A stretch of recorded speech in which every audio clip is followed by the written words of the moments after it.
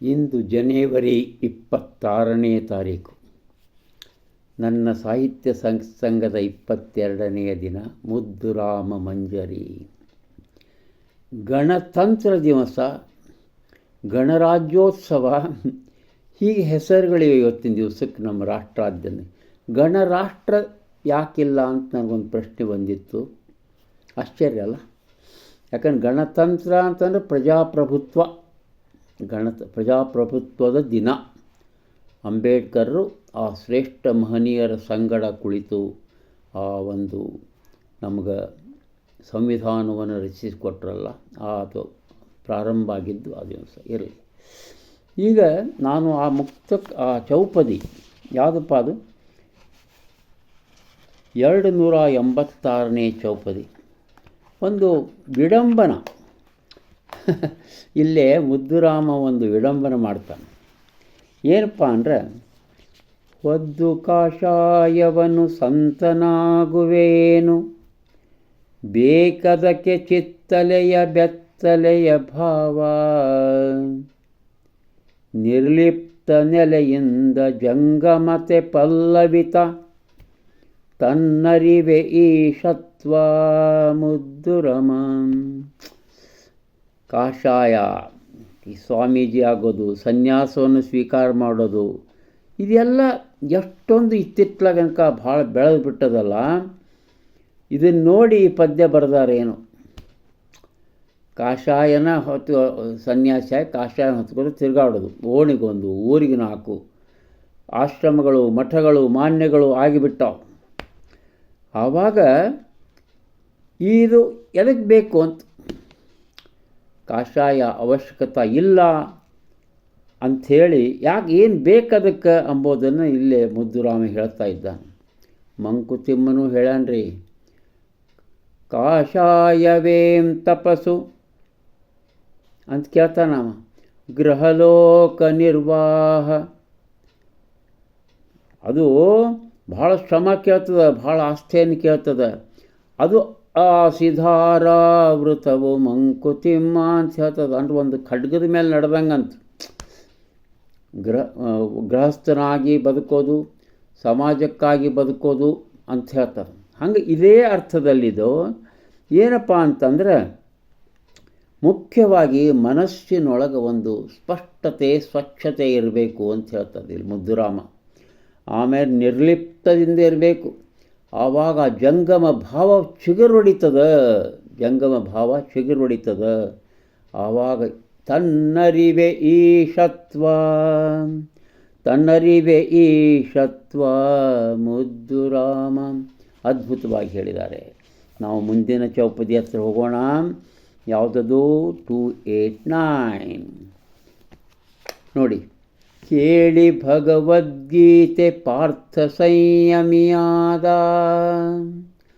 ತೋರಿ ಕೊಡುಗೆಯ ಗರಿಮೆ ಶಿಬಿಧನ್ಯನಾದ, ನೀಡಿ ವಸ್ತ್ರವ ಸ್ತ್ರೀಗೆ ಶ್ಯಾಮ ಶ್ರೀನಿಧಿಯಾದ, ಸ್ತುತಿಸಿ ಹನುಮನೆ ಆದ ಮುದ್ದುರಾಮ.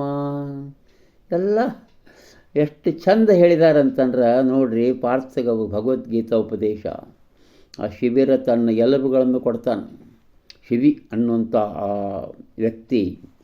ಆಮೇಲೆ ದ್ರೌಪದಿಯ ಮಾನಭಂಗ ಆಗಬೇಕಾದ್ರೆ ವಸ್ತ್ರವನ್ನು ದಯಪಾಲಿಸ್ತಾನೆ ಕೃಷ್ಣ, ಶ್ರೀನಿಧಿಯಾದ. ಆಮೇಲೆ ಹನುಮಂತ, ರಾಮನಾಮಸ್ಮರಣೆ. ಈ ಹನುಮಂತ ಅಂದರೆ ರಾಮನಾಮಸ್ಮರಣೆಯಿಂದ ಸಮುದ್ರವನ್ನೇ ಜಿಗಿದು ಬಿಟ್ಟಾನಲ್ಲ, ಅದು ಭಾಳ ಮಹತ್ವದ. ಈ ವನ್ನೇ ಇದು ಮುಕ್ತಕ, ಪ್ರಥಮ ಮುಕ್ತಕದಾಗ ಸಹಿತ ಹನುಮಂತನ ಒಂದು ಅದ್ಭುತವಾದ ಶಬ್ದವನ್ನು ಶಿವಪ್ಪನವ್ರು ಬರೆದಾರಲ್ಲ, ಅದು ಭಾಳ ಮಹತ್ವದ್ದು. ಸ್ತುತಿಸಿ ಹನುಮನೆ ಆದ, ಅದು ಹಂಗೆ ಈ ಒಂದು ಪದ್ಯದೊಳಗೆ ಶ್ರೇಷ್ಠತೆಯನ್ನು ಗುರುತಿಸಿದ ಕೊಟ್ಟಾರೆ. ನೀವು ಏನನ್ನು ಮಾಡಬೇಕು, ಯಾವುದನ್ನು ಶ್ರೇಷ್ಠವಾದದ್ದನ್ನು ನೀವು ಮಾಡಬೇಕು ಅನ್ನೋದನ್ನು ಒಂದು ಇಲ್ಲಿ ತಿಳಿಸಿಕೊಟ್ಟಾರೆ. ಮುಂದಿಂದು ಅದೇ ಮಾದರಿಯ ಒಂದು ಚೌಪದಿ ನೀನು ರಾಧೆಯಾಗದಿರೆ ದೊರೆವನೇ ವನಮಾಲಿ. ನೀ ದಾಸನಾಗದಿರೆ ವಿಠಲ ದೊರೆಯುವನೇ. ನೀ ಭೋಗ ಬಿಸುಟದಿರೆ ಕಾಣುವನೆ ಗೊಮ್ಮಟನು.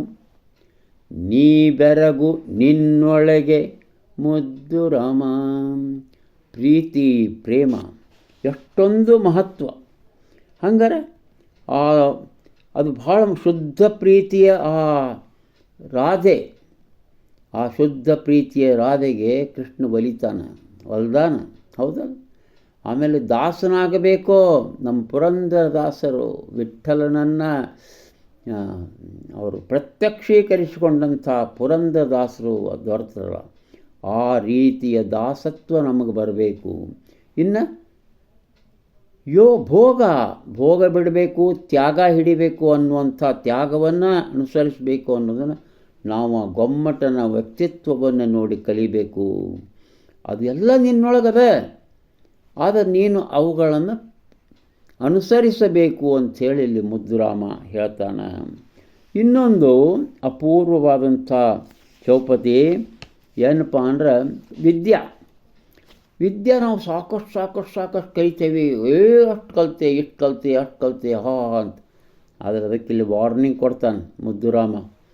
ಎಷ್ಟು ನೀ ಕಲಿತದ್ದ ಮರೆತು ಜೀವಿಸಬೇಕು, ಮೌನದಿಂದಿರಬೇಕು ಬೆಳಕಿನಡೆಯಲ್ಲಿ. ಅನುಭವದ ದಾರಿಯಲ್ಲಿ ಹೊಸತನಾಲಿಸಬೇಕು, ಅರಿತು ಮರೆತು ಮುದ್ದು ರಾಮ. ಮೌನ ಏನೋ ಒಂದು ನಾವು ಕಲ್ತಿರ್ತೇವೆ, ಅದನ್ನು ನಾವು ಅದರ ಬಗ್ಗೆ ಧ್ಯಾನ ಮಾಡ್ಕೋತ ಚಿಂತನೆ ಮಾಡ್ಕೋತ ಬೇಕೋ ಹೊರತಾಗಿ ಕಲ್ತದ್ದನ್ನು ಘಂಟಾಘೋಷವಾಗಿ ಸಾರ್ಕೋತ ಹೋಗಬಾರ್ದು.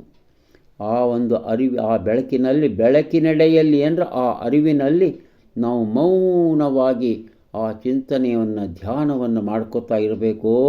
ಒಂದು ಅನುಭವ ಬರುತ್ತೆ. ಆ ಅನುಭವದಲ್ಲಿ ಮತ್ತೇನೇನೋ ನಿನಗೆ ಒಳಗೊಂದು ತಾವಾಗೆ ಬರ್ತದೆ. ಆ ದಾರಿಯೊಳಗೆ ಹೊಸತನಾಲಿಸಬೇಕು, ಅರಿತು ಮರೆ ಅದು ಯಾವುದೋ ಒಂದು ಬೇರೆ ವಿಚಾರಗಳನ್ನೆಲ್ಲ ನೀ ಅರ್ಥ ಬಿಟ್ಟರೆ ಮರಿಬೇಕಾಗ್ತದೆ. ಮರೆತು ಬಿಡಬೇಕು ಅವನ್ನೆಲ್ಲ. ಆವಾಗ ತಾನಾಗೆ ನೀವು ಅರಿತಿ ಅಂಥೇಳಿ ಇಲ್ಲಿ ಮುದ್ದುರಾಮ ಉಪದೇಶ ಮಾಡ್ತಾನೆ. ಆಮೇಲೆ ಇದು ಬಹಳ ಆಶ್ಚರ್ಯಕರವಾದಂಥ ಇನ್ನೊಂದು ಚೌಪದಿ. ಅವರಿವರ ಉಪದೇಶ ಆಲಿಸಾಲಿಸಿ ನಿತ್ಯ, ಸನ್ನಡೆಯ ದಾರಿಯಲ್ಲಿ ಯಾರು ಸಾಗಿದರೋ. ತನಗೆ ಸರಿಯನಿಸದಿದರ ವ್ಯರ್ಥ ಉಳಿದದ್ದೆಲ್ಲ, ನಿನಗೆ ಗುರು ದಣಿ ನೀನೇ ಮುದ್ದು ರಾಮ. ಎಷ್ಟಂತ ಹೋಗೋದ್ರಿ, ಎಷ್ಟು ಕಡೆ ಉಪದೇಶ ಕೇಳೋದು, ಎಷ್ಟಂತ ಪ್ರವಚನ ಕೇಳೋದು, ಎಷ್ಟು ಗುಡಿ ಗುಂಡಾರ ಅಲ್ಲಿ ಎಲ್ಲಿ ಮಠ ಮಾನ್ಯ ತೀರ್ಥಯಾತ್ರೆ ಹೋಗೋದು, ಎಲ್ಲೆಲ್ಲಿ ಉಪದೇಶ ತೊಗೊಂಬೋದು ಬೇಡ. ಆ ಒಂದು ಒಳ್ಳೆಯ ನಡತೆಯನ್ನು ಅನುಸರಿಸಿಬಿಟ್ರೆ ಸಾಕು. ನಿನಗೆ ಯಾವುದು ಸರಿ ಅನ್ನಿಸ್ತದೆ ಅದು ಸಾಕು. ನೀನೇ ಗುರುವಾಗಬೇಕು. ನಿನಗೆ ನೀನೇ ಗುರುವು ಮಂಕುತಿಮ್ಮ ಅಂತ ಹೇಳಿದಂಥ ಆ ಮಂಕುತಿಮ್ಮನ ಉಪದೇಶನೂ ಇಲ್ಲಿ ನೆನಪಾಗ್ತದೆ. ಆಮೇಲೆ ನೋಡಿ, ಕೊನೆಯದಿದು ತಪ್ಪು ಮಾಡ್ತೇವೆ. ತಪ್ಪು ಮಾಡಿದಾಗ ಏನು ಮಾಡಬೇಕು ಅಂತ ಹೇಳ್ತಾನೆ ಮುದ್ದುರಾಮ. ತಪ್ಪಿಗಿದೆ ಪರಿಹಾರ ಅದುವೆ ಪಶ್ಚಾತ್ತಾಪ, ಕಂಬನಿಯ ಸೆಳೆಯಲಿದೆ ಜೀವ ಸಂಸ್ಕಾರ. ತಪ್ಯಸಗದವರಾರು ಇರುವರೀ ಧರೆಯಲ್ಲಿ, ತಿದ್ದಿಕೊಳ್ಳುವುದೊಳ್ಳಿತು ಮುದ್ದುರಾಮ. ತಪ್ಪಿದ್ರೆ ಪಶ್ಚಾತ್ತಾಪ ಮಾಡ್ಕೋ, ಕ್ಷಮಾ ಕೇಳ್ಕೋ. ಆಮೇಲೆ ನಾ ತಪ್ಪು ಮಾಡಿದೆ ಅಂಥೇಳಿ ನೀನು ಸ್ವಲ್ಪ ಸಂಸ್ಕಾರದಿಂದ ನೀನು ಒದ್ದಾಡು. ಯಾಕಂದ್ರೆ ಎಲ್ಲರೂ ತಪ್ಪು ಮಾಡ್ತಾರೆ. ತಿದ್ದಿಕೊಳ್ಬೇಕು. ಬೇಂದ್ರೆ ಅವ್ರ ಹತ್ರ ತಪ್ಪು ಮಾಡಿದವ್ರು ಹೋಗಿ ತಪ್ಪು ಮಾಡಿ ಸರ್ ತಪ್ಪು ಮಾಡಿ ಅಂತ ಹೇಳಬೇಡ.